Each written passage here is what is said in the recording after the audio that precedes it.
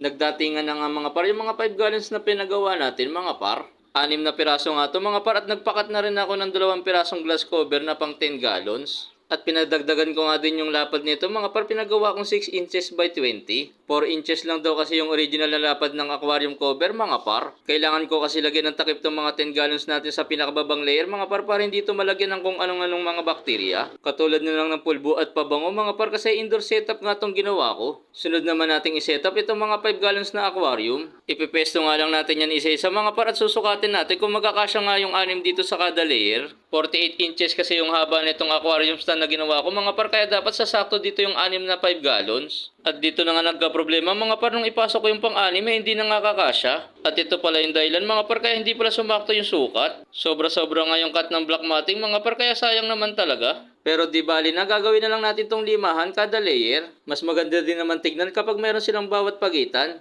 At ayan, sinubukan ko pa ngang ulitin at siksikin mga par, at sayang nga talaga dahil konti lang talaga yung diferensya para magkasya tong isang 5 gallon aquarium. Kaya wag na lang natin pilitin mga par kung ayaw niya talaga. At dahil ginabi na nga tayo mga par, ito muna sa ngayon. Kaya hanggang sa muli natin pagkikita mga par, paalam!